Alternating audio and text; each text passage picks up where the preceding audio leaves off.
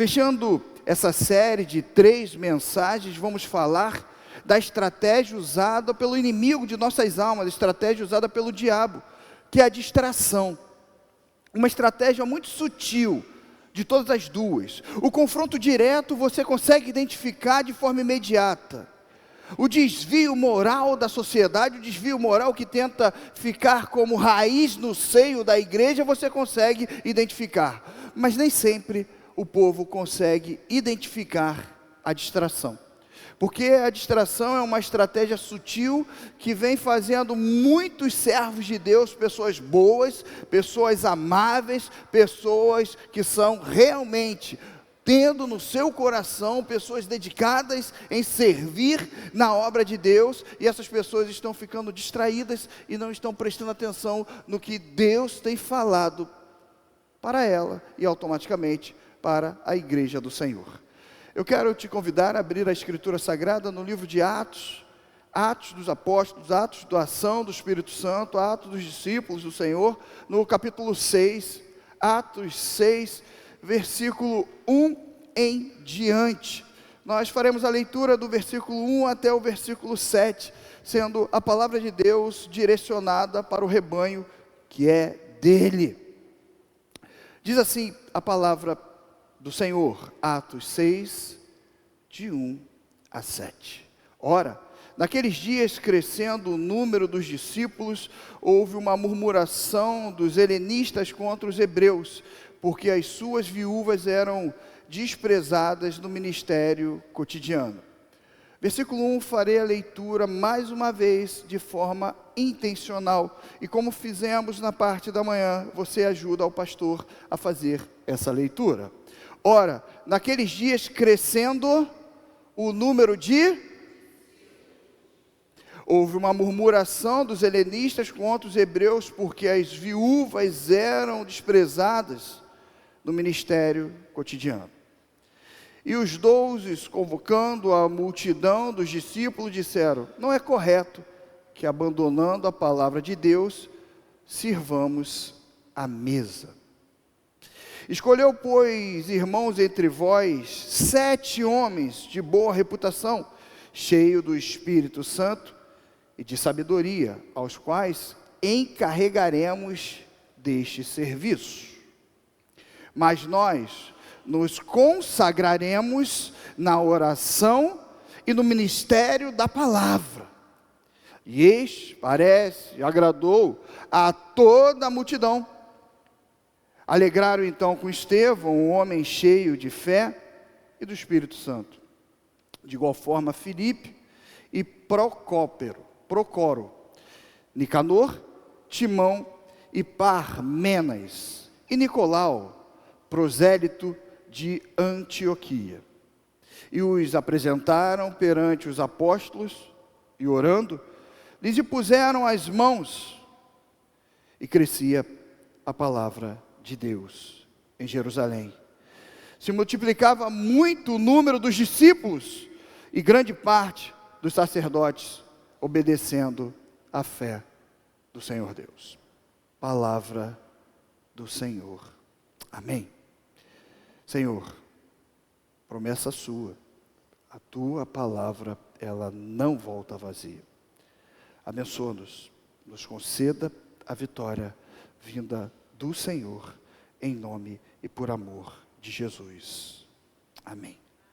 Aqui encontramos uma divisão expressiva que ameaçava o crescimento da igreja. Você leu juntamente comigo que naquele tempo crescia o número dos discípulos, não crescia o número de pessoas tão somente, mas o número daqueles que queriam agradar a Deus, daqueles que queriam servir na obra de Deus. E é impressionante como a igreja cresce, os desafios, os problemas também crescem, porque pessoas estão chegando e ali o inimigo quer instaurar a divisão, quer tirar a nossa atenção. As viúvas helenistas, eu quero deixar uma coisa bem clara: todo mundo ali era judeu, sendo helenista ou não, eles eram judeus. As viúvas helenistas, judeu que aprendeu de uma cultura grega, não estavam recebendo na sua devida proporção a distribuição dos alimentos. Elas estavam ficando de fora. E um dos ministérios exercido pela igreja era auxiliar na alimentação daqueles que estavam precisando. Como até hoje, pessoas com dificuldade, a igreja auxilia. O que tudo indica é que houve naquela época uma migração dos judeus idosos para a Palestina. As mulheres viviam mais do que os maridos, talvez não tenha estatística correta, mas como até hoje. As mulheres se cuidam mais do que os homens. Então, automaticamente, elas ficavam viúvas, porque os homens morriam. As crianças eram pequenas. E aí, a cultura daquele povo judeu que aprendeu numa visão grega, quando retorna aquela linha ali, aquela busca no entendimento dos hebreus, eles eram considerados aqueles excluídos. Mas espera aí, era todo mundo um povo só. É bem verdade que alguns teólogos dizem que até a linguagem era difícil, aquela cultura da forma grega, da cultura da forma dos hebreus, mas eles eram um povo só. O que tudo indica é que houve naquela época uma migração muito grande, e isso trouxe também uma desigualdade social. Surge aqui uma necessidade real de servir à mesa de forma justa, servir a mesa de forma correta. A questão é quem vai servir a mesa. A questão aqui, apregoada, é quem vai servir a mesa. E os 12, os apóstolos falam, olha, nós temos um desafio, porque o povo está vindo, as coisas estão acontecendo, mas quem vai servir a mesa? Como é que vai ser isso? Eles entenderam que Deus havia dado um chamado para cada um de forma específica para servir na coletividade. Bom, os líderes presentes que me entendam. 1 Coríntios capítulo 12, a primeira parte. Os dons são dados para cada um, para que seja a unidade da igreja, é a dinâmica que nós fizemos hoje na nossa classe de formação de líderes. Porque está todo mundo aqui em formação, a começar por mim, estamos todos numa caminhada de um eterno aprendizado. Ai daquele que pensa que sabe tudo. Importante destacar que tanto os helenistas quanto os hebreus eram um povo só, o povo judeu. Os helenistas eram judeus que viviam fora da Palestina, mas nem por isso deveriam ser um povo excluído, rejeitado. Já os hebreus, chamados de líderes autóctones, muito utilizado por nossas missões nacionais, é o líder local, é o povo local. Se achavam no direito de falar como deveria e como não deveria acontecer cada situação. Esses dois grupos não conseguiam se acertar. Considerado por John Stott como o ataque mais engenhoso dos três, a distração costuma chegar de forma sorrateira e cegar os servos de Deus. Atenção, igreja. A distração chega de forma sorrateira e cega o povo de Deus. Pegando esse pastor anglicano, leia o que ele escreveu sobre isso. Se conseguisse ocupar os apóstolos com a questão da administração social, que são essenciais, mas não era a função deles, eles negligenciariam suas responsabilidades dadas pelo próprio Deus, que era de pregar e de orar, deixando assim a igreja sem defesa adequada para os ventos contrários de doutrinas, falsas doutrinas. As questões administrativas estavam ameaçando ocupar todo o tempo deles. Eles estavam se dedicando de forma gigantesca às questões administrativas, impedindo-os de fazer a obra de Cristo que lhes havia confiado, a saber, pregar e ensinar. E também orar. John Stott. Reunindo a liderança, os apóstolos falaram que não poderiam negligenciar o ministério da palavra para servir à mesa do Senhor. Nesse momento, o que o inimigo vai tentar desconstruir, colocar no teu ouvido, na tua mente, no teu coração, já vou te preparar, é que existe um ministério mais importante do que o outro. Não se engane. Um ministério complementa o outro. O ministério do louvor, da adoração, não é mais importante da irmã, do irmão que estava ali na recepção. O ministério da intercessão não é menos importante do que o ministério da tesouraria da igreja. Nós somos um corpo, meus irmãos, e devemos continuar servindo ao Senhor como corpo de Cristo. Aceite o desafio do teu chamado. E Ele mesmo deu uns para apóstolos, e outros para profetas, e outros para evangelistas, e outros para pastores e doutores, querendo o aperfeiçoamento dos santos, para a obra do ministério da palavra, da edificação do corpo de Cristo, Efésios 4, 11 e 12. Somos um corpo em Cristo Jesus.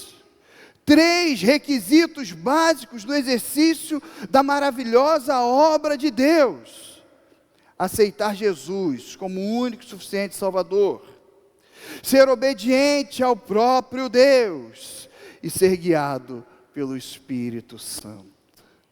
Ah, meu irmão, minha irmã, eu não sei qual a etapa da vida que você está, qual é a etapa dessa caminhada de fé que você está. Eu quero aceitar Jesus como meu único e suficiente Salvador. Ah, eu entendo que eu preciso ser obediente ao chamado de Deus para a minha vida. Ah, eu entendo que preciso ser guiado pelo Espírito Santo. Você não entendeu? Entendeu sim. Todas as estratégias vai ser para que tire a atenção de você, meu querido, de você, minha querida, em adorar a Deus. Toda a estratégia vai ser para que o povo aqui não seja alimentado, como aconteceu no passado. E nós devemos direcionar toda a nossa atenção, entregar todo o nosso coração ao autor e consumador de nossa fé, Cristo Jesus. A importância de aceitarmos o nosso chamado é não cair nas armadilhas do mal, em ter a consciência que precisamos estar cada dia cheios do Espírito Santo, constantemente, e ser guiado por Ele, porque Ele tem te aperfeiçoado. O ministério começa no teu coração, na tua mente, na tua vida. O ministério perpassa a tua família, Jerusalém, Samaria, Judeia e até os confins da terra. Meus amados irmãos, Deus tem nos chamado para essa obra. Observe a importância de entendermos que Deus chama todo o seu povo para o ministério. A importância de entendermos gratidão pela oração de vocês, porque Deus chama todos para esse lindo ministério. Ah, pastor, Deus tem me chamado, tem te chamado no nome de Jesus. Pastor, eu estou visitando aqui, Deus tem me chamado, tem te chamado no nome de Jesus. Ah, pastor, mas eu sou tímido. Pastor, eu sou pesado no falar. Ah, pastor, mas eu não consigo ter uma visão exata das coisas. Eu quero repetir mais uma vez: Deus tem te chamado para essa maravilhosa obra. E não é pelo que você tem ou não tem, não é pelas suas habilidades, mas é a multiforme graça dele agindo em nós. Os apóstolos não estavam ocupados demais para o ministério, mas estavam ocupados com o ministério errado. Não era aquele ministério que Deus havia separado para eles. Entenda que nós poderíamos pensar, mas já estava aumentando o número de discípulos. E quando eles começaram a se acertar e direcionaram a igreja, aumentou mais ainda o número de discípulos, Reinaldo. É porque cada um precisa entender o chamado e falar: eis-me aqui, Senhor. Deus tem te chamado. Em vez deles focarem no ministério da palavra, eles corriam risco de se sobrecarregarem com questões administrativas da igreja. E esse, e aquela, como vai ser? Isso é importante, mas a nível de supervisão. Deus tem chamado cada um para a sua função. E Ele tem nos dado capacidade para direcionar cada um para exercer com excelência a sua função.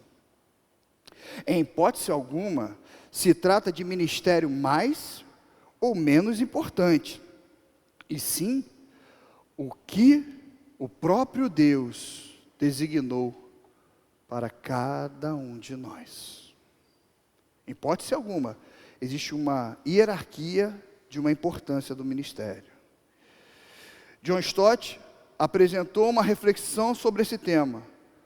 O próprio pastor pode cometer o erro de querer fazer tudo. Em alguns casos, esse erro pode surgir da membresia de uma igreja, que desejam que o pastor faça tudo. Quando o erro não parte do pastor em querer fazer tudo, esse erro pode surgir: o pastor precisa fazer tudo. Mas em ambos os casos, as consequências são desastrosas. Palavras de John Stott. É importante que saibamos que a propagação da palavra de forma verdadeira, com santidade e com amor, e o crescimento da igreja andam de mãos dadas.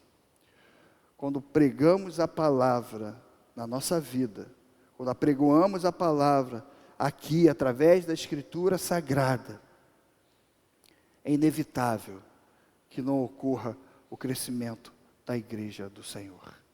Porque o crescimento é do Senhor, e a igreja é do Senhor, e nós somos do Senhor.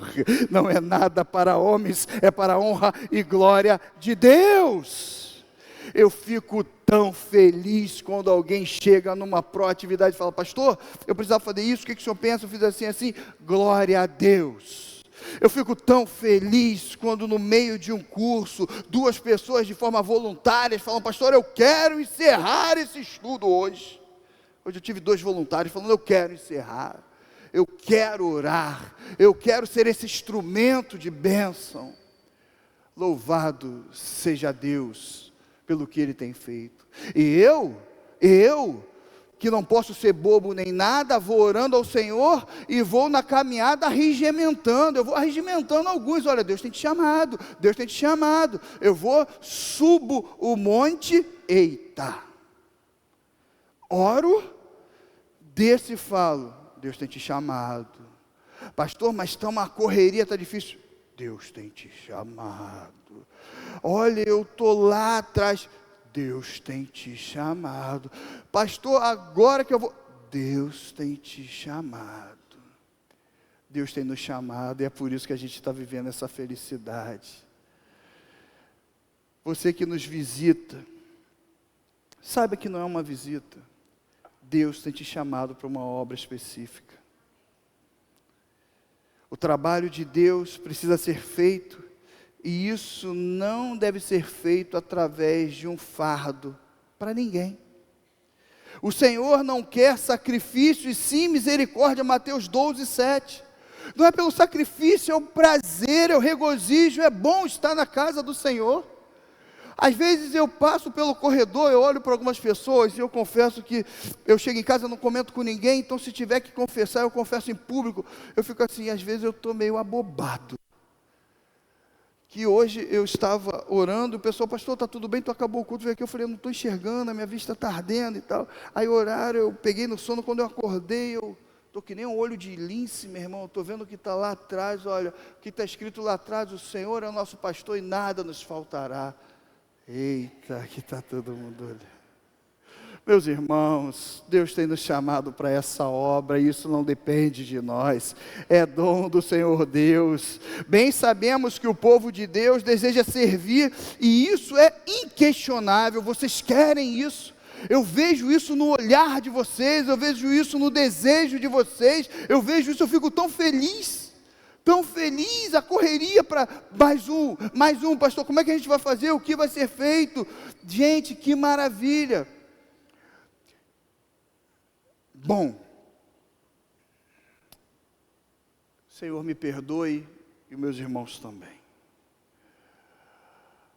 O desejo é tão grande de servir que uma Kombi de 10 lugares, enfim,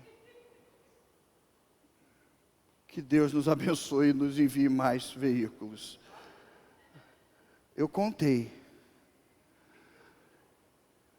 É o desejo de servir na obra do Senhor. Uma vez eu estava orando e perguntei: Jesus, por que o Senhor fala em parábolas? Ele falou assim: para aqueles que tenham que entender, entendam, meu filho. O que precisamos agora é direcionar as pessoas nas suas devidas atribuições. Vamos fazer isso juntos. Olha, pastor, eu não gosto disso, mas Deus tem falado para você fazer isso? Tem. Então ore ao Senhor, porque é Ele que coloca em nós tanto querer quanto realizar. Pastor, eu gosto de fazer muito isso, então vamos fazer. Vamos trabalhar na obra do Senhor, que seja prazeroso. Às vezes eu passo pelo corredor, estou vendo gente sorrindo, assim, de graça. Entende, Gustavo? Eu fico meio assustado. Às vezes eu não sei o que. É felicidade. É Cristo em nós, é a esperança da glória. A felicidade de estar na presença do Senhor. Gosto muito de uma frase que fala: não existe pessoa errada, o que existe são pessoas certas realizando funções erradas. Não tem aqui, eu estou errado, eu não presto, eu não sirvo. Não tem isso no reino de Deus. Acredite, meu irmão, acredite, minha irmã. O que tem é uma necessidade de orarmos e pedirmos direcionamento de Deus, para cada um exercer aquilo que ama. Hoje eu passei na sala das mensageiras, e Cláudia falou: tirou foto? Eu vi, irmã. E foi falando, que felicidade. E as meninas lá, olha, que felicidade é poder ter vocês aqui. Os rapazes também, meus irmãos, louvado seja Deus. Quando ouvimos a voz do Espírito Santo e somos obedientes, realizando o chamado de Deus para a nossa vida, nós crescemos espiritualmente, igreja. E a igreja do Senhor também cresce. Não existe coletividade sem antes existir a individualidade. Deus trabalha com cada um de nós. E aí existe a coletividade. E quando passamos essa etapa, quando extrapolamos isso, nós queremos só funções, nós queremos só atividades, nós estamos desrespeitando o ser humano, a individualidade. Meu Deus, talvez eu deveria parar. E nós começamos atividade externa para a liderança. E quando eu vi, irmã Fátima, os irmãos no pique, eu achei aquilo lindo, eu achei aquilo formidável. Alguns pensaram que faziam gol, eu não sei, irmão. Eu chegava, dinâmica, no meio da quadra, alguns. Que felicidade poder ver vocês felizes, gente. Que coisa maravilhosa. Quando ouvimos a voz do Espírito Santo de Deus, não existe peso, não existe fardo, se torna prazeroso servir na casa do Senhor. E quando a gente desce, ainda tem, irmã Josi, um delicioso lanche com um pudim, ó. Gente, eu ouvi amém na comida. Lembremos das sábias palavras do pastor John Stott. A tática mais descarada empregada pelo diabo é a violência física. a perseguição. Ele tentou destruir a igreja do Senhor pela força, mas não conseguiu. Depois ele recorreu à corrupção moral, o desvio moral. Meu irmão, continue sendo fiel a Deus, continue, meu irmão, sendo fiel a Deus, as portas do inferno não prevalecerão. Fidelidade é muito mais do que dízimo e oferta, é um coração que serve ao Senhor. Meus amados, Ananias e Safira não tiveram oportunidade, mas nós temos. Sua terceira tática, e considerada a mais sutil, é a tática da distração do povo. Ele tentou desviar os apóstolos da sua tarefa de orar e apregoar a palavra do Senhor.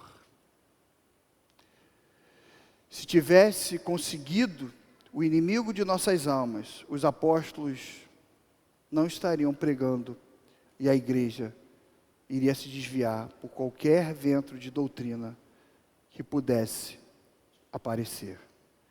Estejamos atentos como igreja do Senhor, buscando o crescimento e a maturidade espiritual.